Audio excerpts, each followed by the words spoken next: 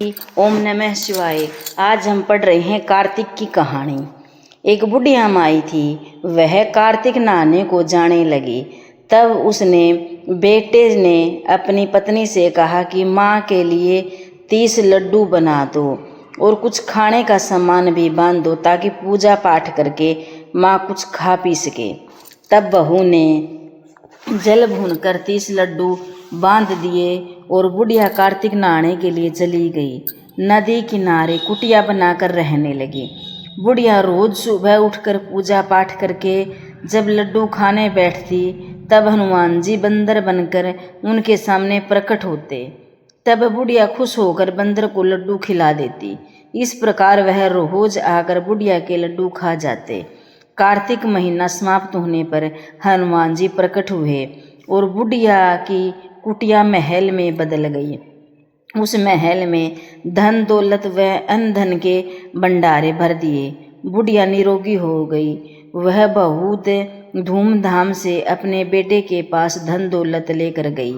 तब वह बहू कहने लगी कि अगले कार्तिक में मैं भी अपनी माँ को नुहाऊंगी। आया कार्तिक का महीना।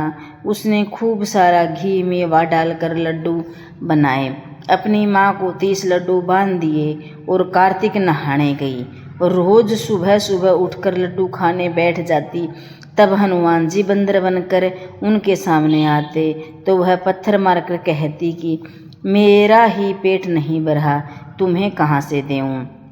इस प्रकार वह रोज सुबह सुबह खाने बैठती थी। कार्तिक के समाप्त होने पर हनुमान जी प्रकट हुए और उसकी कुटिया कचरे के ढेर में बदल गई और बुढ़िया डूबकर बन गई।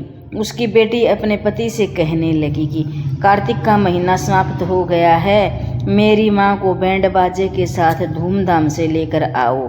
जब वह अपनी सास को लेने नदी किनारे गया तब देखता है कि ना तो वहाँ सास है और ना ही कुटिया है।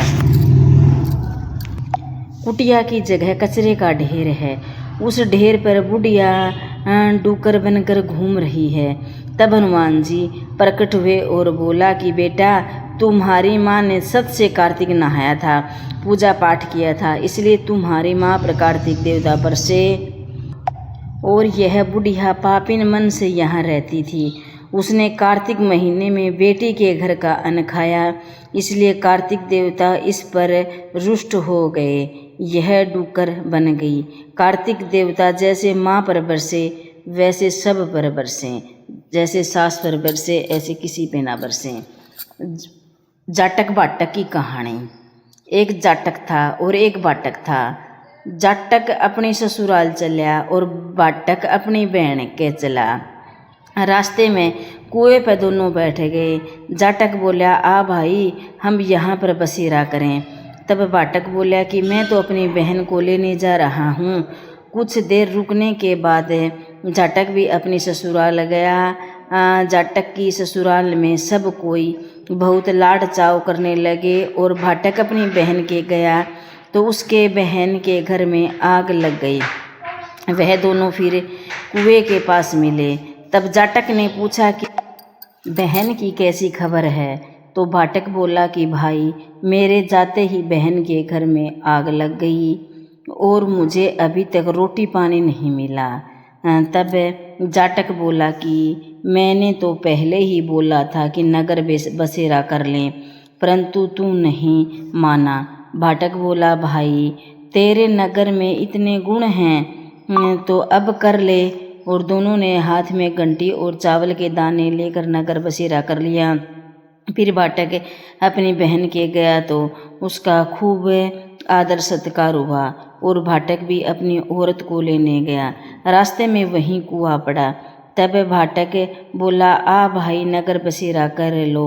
बाटक बोला कि मेरे तो माँ है, वह मेरा इंतज़ार कर रही होगी, जाते ही चूरमा खाने को मिलेगा, तू ही नगर बसेरा कर। और बाटक भागकर घर गया। तब भैंस खो गई। तब उसके बाप ने एक लाठी उठाई और कहा कि बहन के यहाँ गया तो आग लगा दी, यहाँ आया तो भैंस खो गई, पहले भैंस ढूंढ कर ला, तब रोटी पानी मिलेगा। उसको सारा दिन ढूंढते ढूंढते हो गया, परंतु भैंस नहीं मिली।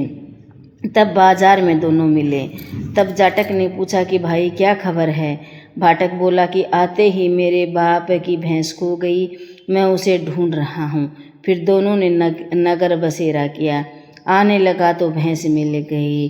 भैंस को लेकर घर आया तो माँ बाप से बोली कि तुमने इसे आते ही क्यों निकाल दिया, वह सारे दिन भूखा मर रहा होगा, और उसे खाना खिलाया।